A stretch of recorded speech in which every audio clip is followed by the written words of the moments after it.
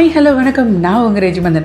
ஜோர்னு மழை பெய்யும் போது நம்ம வீட்டில் ஜன்னல் ஓரத்தில் ரிலாக்ஸ்டாக உட்காந்து சூடாக ஒரு கப் டீயோட கரகர மொறு பக்கோடாவும் கொடுத்தா யார் வேண்டான்னு சொல்லுவாங்க.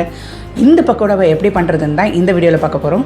இதுக்காக ஒரு 3 பெரிய சைஸ் பல்லாரியை நீளமாக கட் பண்ணி அது கூட கொஞ்சம் உப்பு சேர்த்து வச்சுருக்குறோம். இப்போது இஞ்சி பூண்டு பேஸ்ட் மாதிரி பண்ணாமல் சும்மா நசுக்கி வச்சுக்கோங்க. இது கூட ஒரு ஃப்ரெஷ்ஷாக கொஞ்சம் கருவேப்பிலையும் வச்சுக்கோங்க. இப்போ காரத்துக்கு ஏற்ப மிளகாய்த்தூள் போட்டுக்கலாம். நான் இங்கே 2 டேபிள் ஸ்பூன் மிளகாய்த்தூள் யூஸ் பண்ணியிருக்கிறேன். வேறு எந்த கலர் பவுடரும் யூஸ் பண்ண வேண்டாம். ஜஸ்ட் மிளகாய்த்தூள் மட்டும் போட்டால் போதும். ஸோ உங்களோட காரம் இன்னும் கொஞ்சம் தேவை அப்படின்னா இன்னும் கொஞ்சம் கூட நீங்கள் ஆட் பண்ணிக்கலாம். இப்போ நம்ம இடித்து வச்சுருக்கிற இஞ்சி பூண்டை இது கூட போட்டுக்கலாம். நான் பூண்டு தோலோடு தான் போட்டிருக்கிறேன். பக்கோடாக்கு அப்படி போட்டால் தான் நல்லாயிருக்கும். நீங்களும் அந்த மாதிரியே ட்ரை பண்ணுங்கள். இப்போ இந்த ஃப்ரெஷ் கருவேப்பிலையும் சேர்த்து நல்லா அந்த மாதிரி கலந்து விட்டுக்கோங்க. மாவு சேர்த்ததுக்கப்புறம் கலக்கக்கூடாது, அதுக்கு முன்னாடியே கலந்துக்கணும்.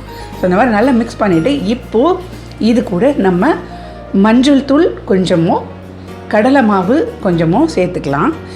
இதுக்கப்புறம் நம்ம அரிசி மாவும் சேர்க்க போகிறோம். ஸோ இந்த கடலை மாவு அரிசி மாவோட ரேஷியோ எப்படி அப்படின்னு கேட்டிங்கன்னா 1 கப் கடலை மாவு சேர்த்தா 1/2 கப் அரிசி மாவு சேர்க்கணும். சேர்த்துட்டு இந்த மாதிரி தண்ணிலாம் மிக்ஸ் பண்ணாமல் ஜஸ்ட்டு ஃபஸ்ட்டு சும்மா இது பண்ணுங்கள். ஏன்னா வெங்காயத்தில் தண்ணி இருக்கும். அப்புறமா கொஞ்சம் கொஞ்சமாக தண்ணி தெளித்து அதை பிசைஞ்சு விடுங்க. இது கூட இப்போ காயப்பொடி சேர்த்துருக்குறோம்.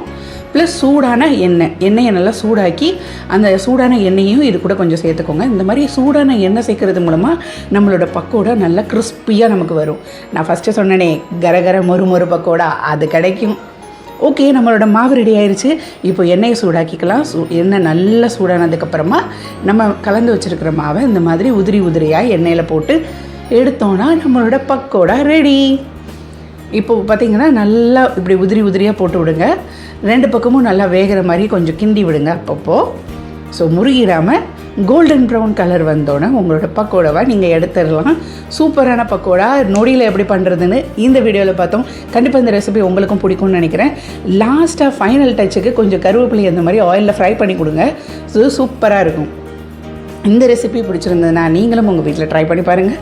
எப்படி இருந்ததுன்னு கமெண்ட் செக்ஷனில் சொல்லுங்கள். இந்த வீடியோ உங்களுக்கு பிடிச்சிருந்ததுன்னா லைக் பண்ணுங்கள், ஷேர் பண்ணுங்கள், சப்ஸ்கிரைப் பண்ணுங்கள். தேங்க்ஸ் ஃபார் வாட்சிங். பாய்.